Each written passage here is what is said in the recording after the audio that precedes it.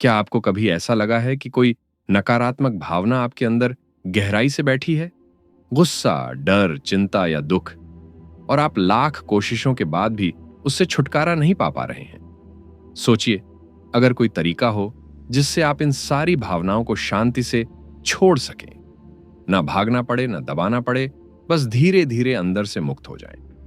यही तरीका है लेटिंग गो, यानी छोड़ देना। नमस्कार दोस्तों, स्वागत है आपका सुनो बुक समरी पर, जहां हम आपके लिए लाते हैं जीवन बदल देने वाली किताबों की आसान और असरदार समरी, वो भी आपकी अपनी भाषा में। आज हम बात कर रहे हैं एक बेहद गहरी और ट्रांसफॉर्मिंग किताब की, letting go the pathway of surrender, जिसे लिखा है डॉक्टर डेविड आर हॉकिंस ने। डेविड हॉकिंस एक जाने माने मनोचिकित्सक, आध्यात्मिक शिक्षक और लेखक थे, जिन्होंने अपने जीवन में हजारों लोगों को मानसिक और भावनात्मक शांति पाने में मदद की।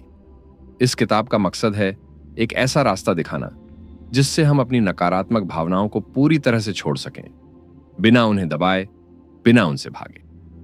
अक्सर हम दुख, चिंता या गुस्से से निकलने के लिए बाहर की चीजों का सहारा लेते हैं, जैसे कि ज्यादा काम करना, रिश्तों में उलझ जाना, खाना या मोबाइल में खो जाना।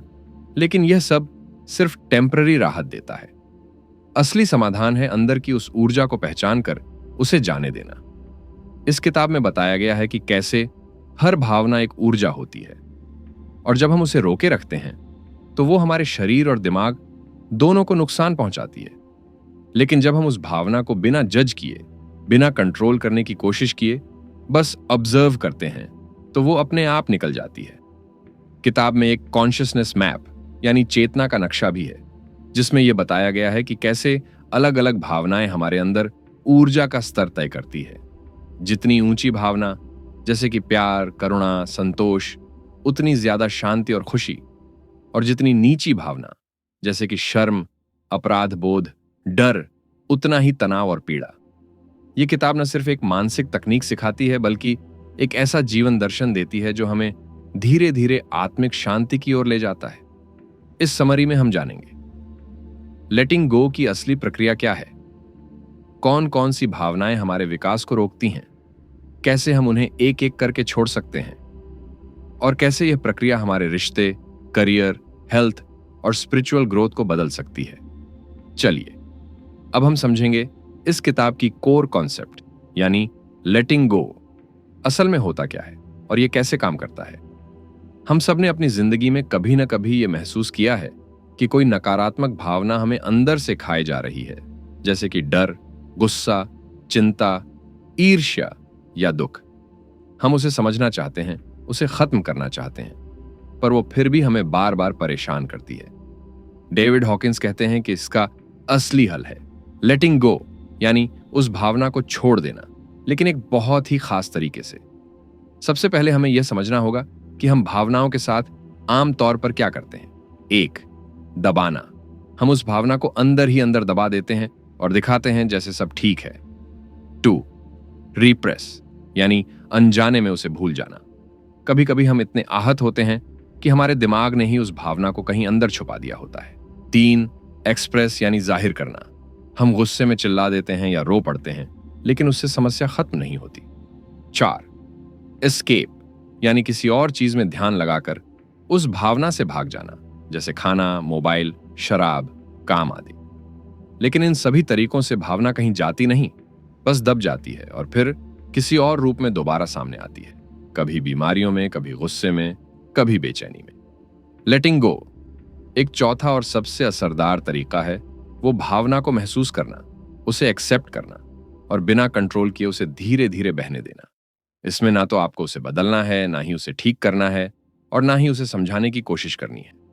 आपको बस उसे पूरी तरह से अलाउ करना है, जैसे कि वो कोई मेहमान है जिसे आपने बिना रोक टोक के आने दिया। आप उसे देख रहे हैं, महसूस कर रहे हैं, लेकिन प्रतिक्रिया नहीं दे रहे। मान लीजिए कि आपको गुस्सा आ रहा है। आमतौर पर हम या तो उसे दबा देते हैं या जोर से किसी पर निकाल देते हैं, लेकिन लेटिंग गो में हम उस गुस्से को भीतर महसूस करते हैं, उस जलन, उस गर्मी, उस बेचैनी को। हम उसे बस ऑब्जर्व करते हैं, बिना कहे, बिना सोचे, बिना जज किए। और जब हम ऐसा करते हैं तो वो गुस्सा धीरे धीरे फीका पड़ने लगता है, जैसे कोई धुआं जो धीरे धीरे हवा में मिल रहा हो। दोस्तों, हर भावना एक ऊर्जा होती है। अगर हम उसे पकड़ कर रखते हैं तो वो हमारे अंदर एक बोझ बन जाती है, लेकिन जब हम उसे छोड़ देते हैं तो वो ऊर्जा मुक्त हो जाती है और हमारे अंदर हल्कापन आ जाता है, शांति आ जाती है। ये एक बार की प्रक्रिया नहीं है, बल्कि अभ्यास है। हर बार जब कोई भावना आए तो हम उसे ऑब्जर्व करें, अलाउ करें और रेजिस्ट ना करें।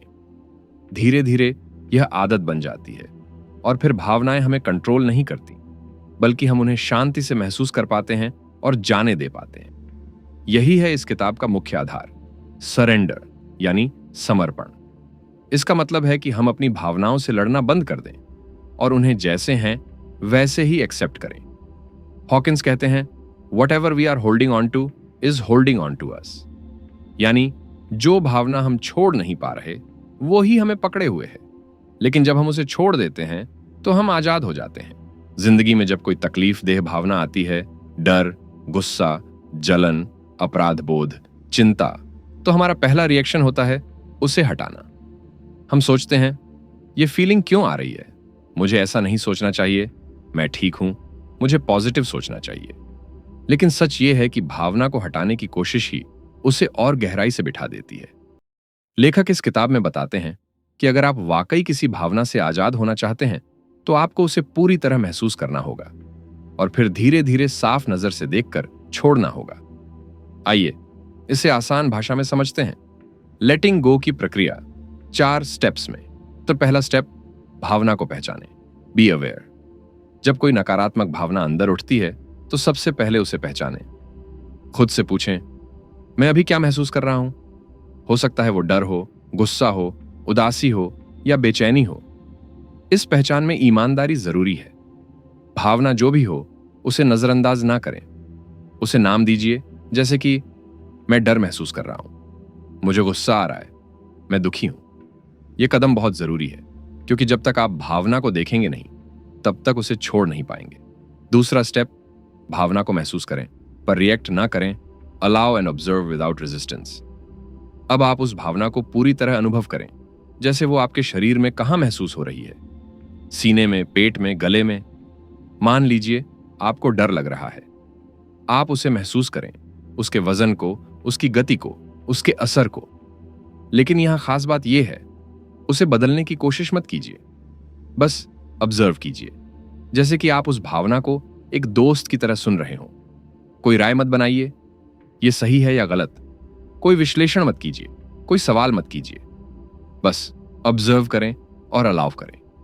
जैसे कि आप समुद्र की लहरें देख रहे हैं, आप उन्हें रोकने की कोशिश नहीं करते, बस उन्हें आते जाते देखते हैं।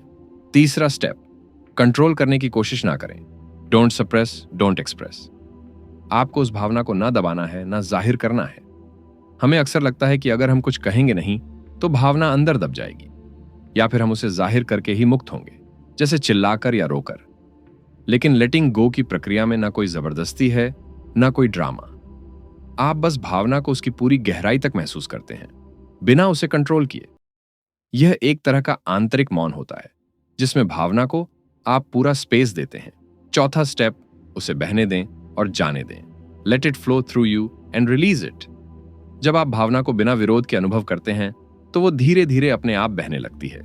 शुरुआत में वो थोड़ी तीव्र हो सकती है, लेकिन जैसे जैसे आप उसे अलाउ करते हैं वो ढीली पड़ने लगती है, फिर हल्की हो जाती है और फिर अचानक आप पाते हैं कि वो चली गई। ये कोई जादू नहीं है, बल्कि विज्ञान है। जब हम किसी भावना का विरोध नहीं करते तो वो रुकती नहीं, बल्कि बहती है और अंत में समाप्त हो जाती है। यही है लेटिंग गो। ये कोई सोचने की प्रक्रिया नहीं है, बल्कि महसूस करने की प्रक्रिया है। यहां पर कुछ ध्यान देने योग्य बातें भी हैं, जैसे जब आप कोई भावना छोड़ते हैं तो आपको तुरंत हल्कापन महसूस होता है। एक ही भावना कई बार वापस आ सकती है और हर बार उसे उसी प्यार और शांति से छोड़ना है। यह एक अभ्यास है, जितना ज्यादा करेंगे उतना गहरा असर होगा। हॉकिंस कहते हैं कि हम जितनी भावनाएं पकड़ कर रखते हैं वे ही हमारी जिंदगी की समस्याओं की जड़ होती है। जैसे जैसे हम उन्हें छोड़ते हैं हमारी सोच साफ होती है, हमारे फैसले बेहतर होते हैं और हमारी अंदरूनी शांति गहराती है। डेविड हॉकिंस इस किताब में एक बेहद रोचक और गहरे कॉन्सेप्ट की बात करते हैं, जिसे वो कहते हैं चेतना का नक्शा, यानी मैप ऑफ कॉन्शियसनेस। ये नक्शा दरअसल हमारी भावनाओं की ऊर्जा को दिखाता है। हर भावना की एक खास ऊर्जा होती है। कुछ भावनाएं हमें अंदर से कमजोर बनाती हैं, तो कुछ हमें ताकत देती हैं, हिम्मत देती है और हमारे जीवन की दिशा को पूरी तरह बदल देती है। उन्होंने अपने शोध के आधार पर यह पाया कि इंसान की भावनाएं एक तरह की ऊर्जा तरंग होती हैं, जिसे मापा जा सकता है। इस पैमाने पर भावनाएं सबसे निचले स्तर से शुरू होती हैं और उच्चतम आध्यात्मिक चेतना तक जाती है। उन्होंने इन भावनाओं को 1 से 1000 के बीच के पैमाने पर रखा और बताया कि जैसे जैसे कोई व्यक्ति नकारात्मक भावनाओं को छोड़ता है, वो इस स्केल पर ऊपर चढ़ता जाता है। इस नक्शे के निचले हिस्से में वे भावनाएं होती हैं जो इंसान को भीतर से खोखला कर देती हैं, जैसे शर्म, अपराध बोध, उदासीनता, गहरा दुख, डर, लालसा, गुस्सा और अहंकार। इन सभी में व्यक्ति खुद को कमजोर, असहाय या अंदर से असंतुलित महसूस करता है। जैसे शर्म सबसे निचला स्तर होता है, जहां इंसान खुद को पूरी तरह बेकार महसूस करता है और जीवन से जुड़ाव भी खो देता है। अपराध बोध में वो खुद को दोषी मानता है और अनजाने में खुद को सजा देने लगता है। उदासीनता में व्यक्ति पूरी तरह हार मान चुका होता है। डर और चिंता उसकी सोच को बांध देते हैं।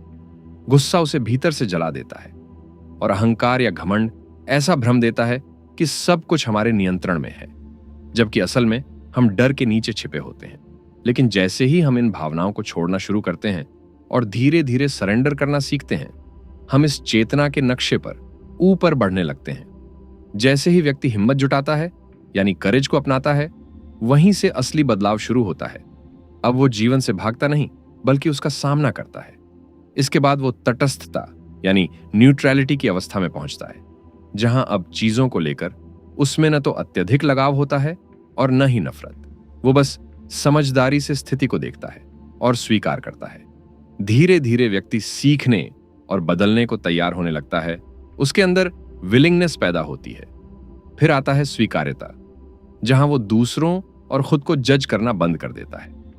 उसके बाद इंसान की सोच पूरी तरह से स्पष्ट और तार्किक हो जाती है, जो रीजनिंग की स्थिति है।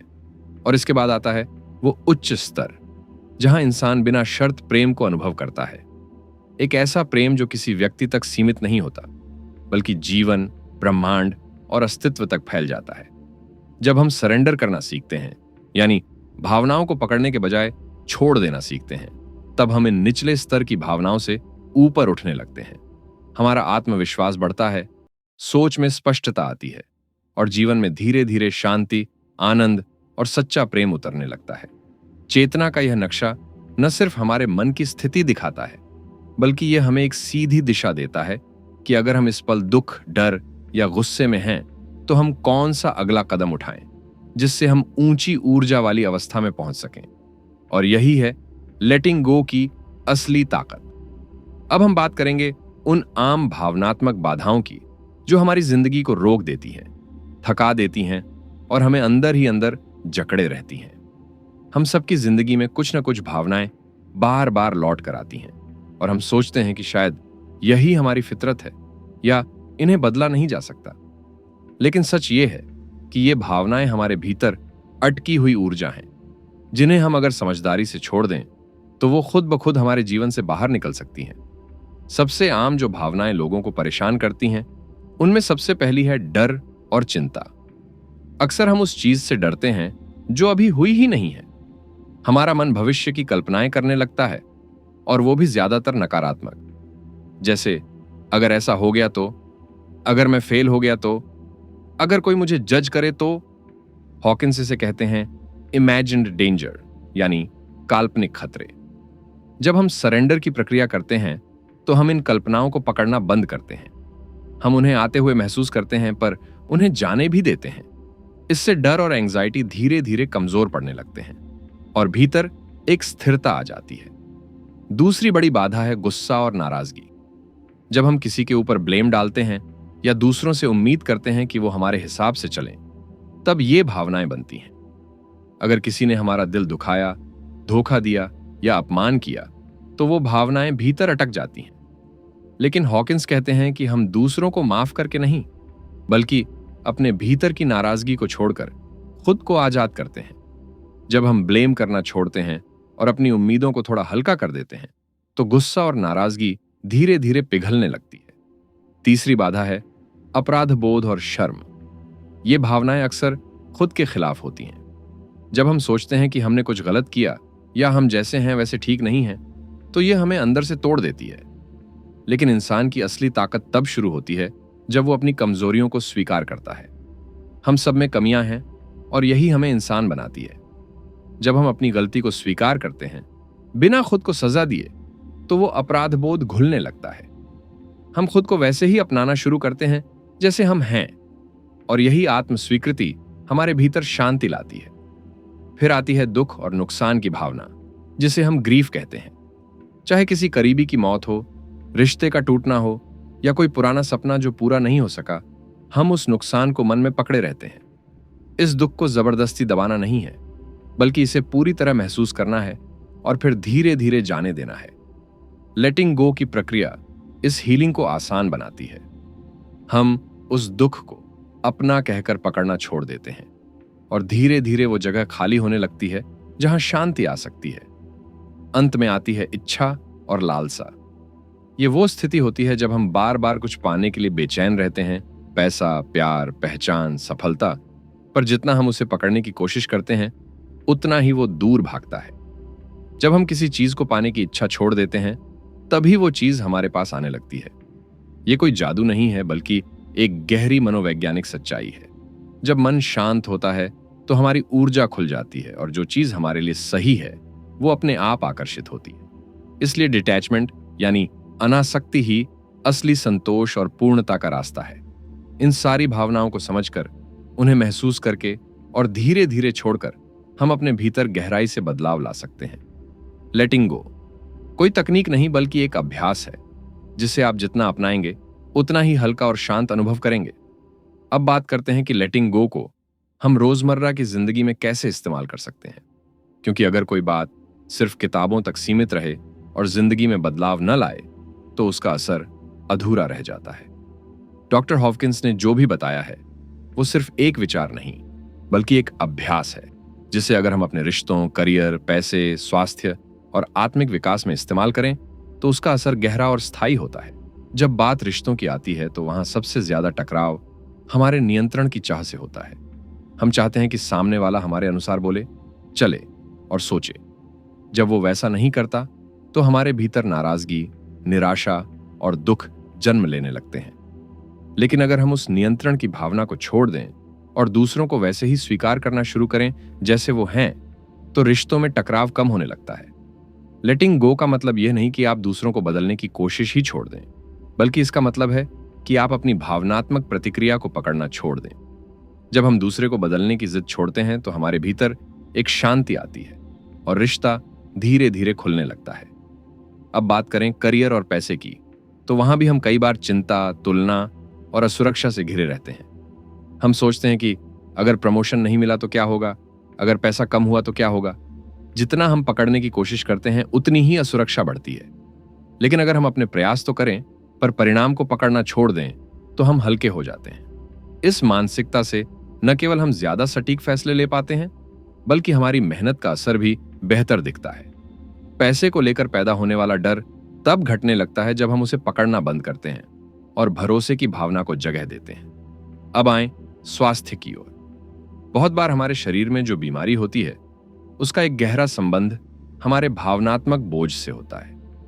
हॉकिंस के अनुसार दबे हुए गुस्से, डर, अपराध बोध या दुख की भावनाएं हमारे शरीर में तनाव और रुकावटें पैदा करती हैं। जब हम इन भावनाओं को छोड़ते हैं तो शरीर भी खुद को ठीक करने लगता है।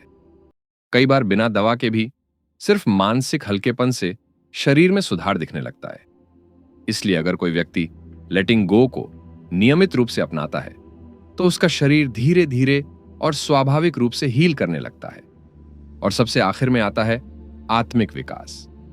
हर बार जब हम कोई नकारात्मक भावना छोड़ते हैं तो हम थोड़े और मुक्त हो जाते हैं। हमारे अंदर एक शांति आने लगती है जो बाहर की परिस्थितियों पर निर्भर नहीं होती। ये वो शांति है जो ध्यान, प्रार्थना या आत्म स्वीकृति से गहराई में महसूस होती है।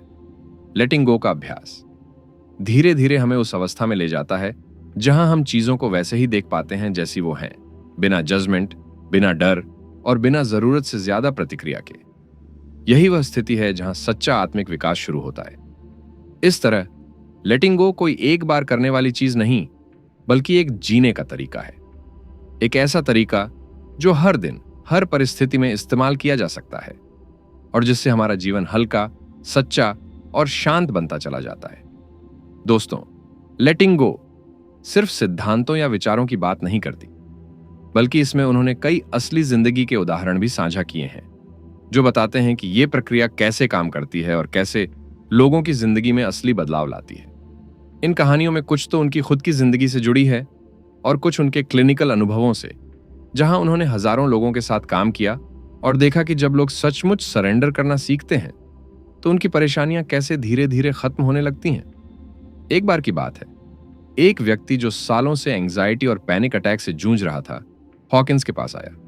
उस व्यक्ति को हर छोटी बात पर बहुत तेज घबराहट होती थी।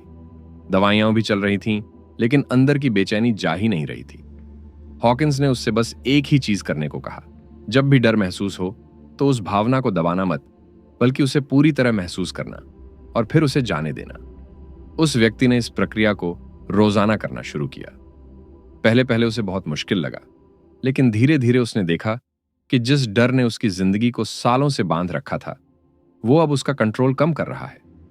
कुछ महीनों में उसे पैनिक अटैक आना लगभग बंद हो गया, बिना किसी जबरदस्ती या लड़ाई के, बस सरेंडर के जरिए। एक और कहानी है एक महिला की जो अपने रिश्ते में बहुत दुखी थी। उसका पति उससे बात नहीं करता था, घर में हमेशा तनाव रहता था और वो खुद को अकेला महसूस करती थी। उसने रिश्ते को ठीक करने की बहुत कोशिश की, बातचीत, समझाना, समझौता करना, लेकिन कुछ भी काम नहीं आया।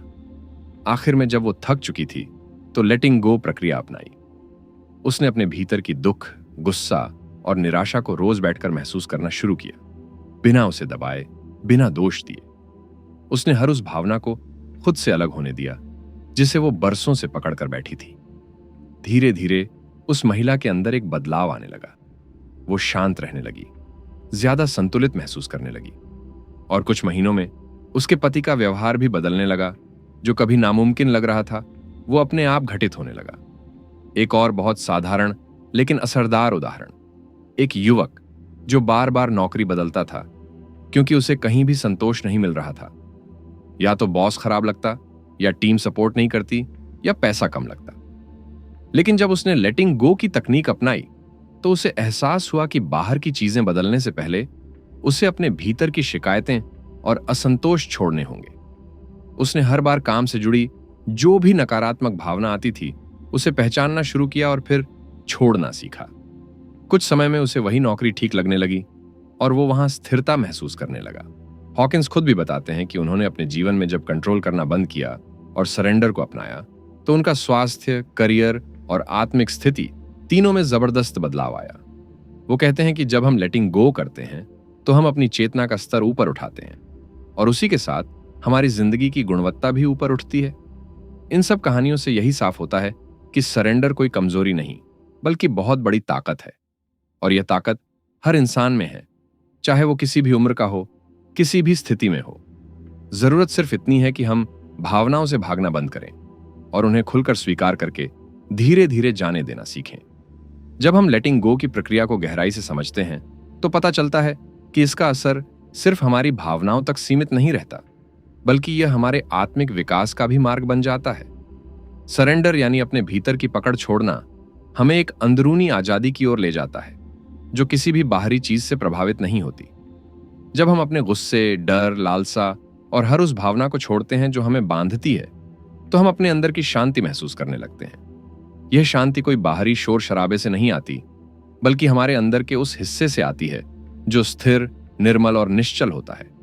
इसे हायर कॉन्शियसनेस कहते हैं, यानी एक ऐसी जागरूकता जो रोजमर्रा की हलचल से ऊपर होती है। इस स्तर पर पहुंचने के बाद हम चीजों को वैसा ही देख पाते हैं जैसा वे हैं, बिना किसी भावनात्मक बाधा या पूर्वाग्रह के। जब हम सरेंडर करते हैं तो हमारा मन साफ हो जाता है, हमारी सोच स्पष्ट हो जाती है और हम जिंदगी की चुनौतियों का सामना धीरज और समझदारी से कर पाते हैं। यह एक ऐसा जीवन होता है जिसमें तनाव कम होता है और हम खुद को और दूसरों को वैसे ही स्वीकार करते हैं जैसे वे हैं। Surrendered life. जीने का मतलब ये नहीं कि हम पैसिव हो जाएं या जिंदगी की जिम्मेदारियां छोड़ दें, बल्कि इसका मतलब है कि हम जिंदगी को एक नए नजरिए से देखें, बिना तनाव, बिना डर और बिना जरूरत से ज्यादा प्रतिक्रिया के। आत्मिक विकास का यह रास्ता हमें हायर अवेयरनेस की ओर ले जाता है, जहां हम अपने और ब्रह्मांड के बीच के गहरे संबंध को महसूस करते हैं। हम समझते हैं कि हम अकेले नहीं हैं, बल्कि सब कुछ एक बड़ी ऊर्जा का हिस्सा है। यही समझ हमें अंदरूनी शांति और संतोष देती है, जो स्थायी होती है। इसलिए लेटिंग गो केवल एक मनोवैज्ञानिक प्रक्रिया नहीं है, बल्कि एक आध्यात्मिक अभ्यास भी है, जो हमें अपने सच्चे स्व से जोड़ता है। जब हम इस अभ्यास को रोजमर्रा की जिंदगी में अपनाते हैं, तो हमारा जीवन ज्यादा संतुलित, शांतिपूर्ण और उद्देश्यपूर्ण बन जाता है। कई लोग जब सरेंडर या लेटिंग गो की बात सुनते हैं, तो उनके मन में कुछ गलत फहमियां बन जाती हैं। सबसे पहली गलती यह होती है कि वे सोचते हैं सरेंडर का मतलब होता है कमजोर होना या पैसिव हो जाना। लेकिन सच ये है कि सरेंडर का मतलब बिल्कुल भी कमजोरी नहीं है। यह कोई हार मानना या अपने आप को छोड़ देना नहीं है, बल्कि सरेंडर का मतलब है अपनी भावनाओं और परिस्थितियों को स्वीकार करना, बिना लड़ाई या विरोध के, ताकि हम अपने अंदर की असली ताकत को पहचान सकें। दूसरी गलतफहमी यह है कि लोग समझते हैं सरेंडर करने का मतलब है अपनी भावनाओं को दबाना या उन्हें नकारना। यह भी सही नहीं है। लेटिंग गो में भावनाओं को महसूस करना और उन्हें पूरी तरह से जानने देना शामिल है। जब हम गुस्सा, डर या दुख को महसूस करते हैं और उन्हें दबाने की कोशिश नहीं करते, तब हम उन्हें जाने देने में सक्षम होते हैं। इसका मतलब है कि हम अपनी भावनाओं को पहचानते हैं, उन्हें बिना रोके या छुपाए बाहर आने देते हैं और फिर धीरे धीरे उनकी पकड़ छोड़ देते हैं। ये डिनायल नहीं, बल्कि एक्सेप्टेंस है। तीसरी बात जो अक्सर गलत समझी जाती है वह है कि सरेंडर का मतलब होता है किसी समस्या से भागना। लेकिन लेटिंग गो पूरी तरह से इसके उलट है। यह एक बहुत ही शक्तिशाली प्रक्रिया है जो हमें अपनी ऊर्जा को बेहतर तरीके से इस्तेमाल करना सिखाती है। जब हम सरेंडर करते हैं, तो हम अपनी चिंता, तनाव और नकारात्मकता को छोड़ देते हैं, जिससे हमारे अंदर नई ऊर्जा और स्पष्टता आती है। इससे हम अपनी जिंदगी की चुनौतियों का सामना ज्यादा धैर्य और समझदारी से कर पाते हैं। इसलिए सरेंडर कभी भी एस्केपिज्म नहीं होता, बल्कि यह एम्पावरमेंट होता है। इन गलत फहमियों को समझना और हटाना बहुत जरूरी है, ताकि हम लेटिंग गो की सही ताकत को महसूस कर सकें। यह प्रक्रिया हमें अंदर से मजबूत बनाती है, हमारी चेतना को बढ़ाती है और जीवन को ज्यादा शांतिपूर्ण बनाती है। अब जब हमने पूरी किताब लेटिंग गो के मुख्य विचारों को समझ लिया है, तो चलिए थोड़ा इन बातों को फिर से याद करते हैं। सबसे पहले डॉक्टर हॉकिंस ने हमें यह बताया कि हमारी भावनाओं को पकड़ना या उन्हें दबाना हमारी परेशानी बढ़ाता है, जबकि उन्हें महसूस करके और छोड़कर हम अंदर से हल्के हो सकते हैं। फिर हमने जाना कि सरेंडर करना कमजोरी नहीं, बल्कि बहुत बड़ी ताकत है। यह हमें हमारी अंदरूनी शांति, स्पष्टता और आजादी की ओर ले जाता है। हमने यह भी देखा कि यह प्रक्रिया केवल व्यक्तिगत बदलाव नहीं, बल्कि हमारे रिश्तों, करियर, स्वास्थ्य और आत्मिक विकास में भी गहरा असर डालती है। सबसे जरूरी बात यह है कि लेटिंग गो कोई एक बार की कोशिश नहीं, बल्कि एक रोजाना का अभ्यास है। जब हम हर दिन, हर पल अपनी भावनाओं को पकड़ने की बजाय उन्हें जाने देना सीखते हैं, तो हमारा मन और दिल दोनों हल्के होते जाते हैं। इससे हमारी जिंदगी में तनाव कम होता है, रिश्ते बेहतर बनते हैं और हम अपने अंदर की असली खुशी और शांति को महसूस करने लगते हैं। अगर आप इस प्रक्रिया को अपनाने की शुरुआत करें, तो जल्द ही आप महसूस करेंगे कि आपकी भावनात्मक स्थिति कितनी मजबूत और संतुलित हो गई है। छोटी छोटी चीजों पर गुस्सा या चिंता करने की जगह आप जिंदगी को एक नई दृष्टि से देखने लगेंगे। और सबसे बड़ी बात, आप अपने भीतर की उस शांति को पहचान पाएंगे जो हर परिस्थिति में बनी रहती है। तो आज से ही अपनी भावनाओं को पकड़ने की कोशिश छोड़ें और उन्हें खुलकर आने दें। चाहे वह डर हो, गुस्सा हो या कोई भी कठिन भावना, उन्हें महसूस करें, स्वीकार करें और फिर जाने दें। यह छोटा सा कदम आपके जीवन में बड़ा बदलाव ला सकता है। याद रखें, लेटिंग गो की यात्रा एक सफर है, मंजिल नहीं। इस सफर में धैर्य और निरंतरता बहुत जरूरी है। आप इस अभ्यास को रोजाना अपनाएं और देखिए कैसे आपकी जिंदगी धीरे धीरे हल्की, शांतिपूर्ण और खुशहाल बनती है। अगर आपको ये ऑडियो बुक समरी पसंद आई हो और आपने इससे कुछ नया सीखा हो, तो इसे अपने दोस्तों और परिवार के साथ जरूर शेयर कीजिए। हो सकता है उन्हें भी इसी ज्ञान की जरूरत हो जो आज आपने पाया। अगर आप ऐसी ही और गहराई से समझाई गई किताबों की समरीज सुनना चाहते हैं, तो अभी सुनो बुक समरी चैनल को सब्सक्राइब करें।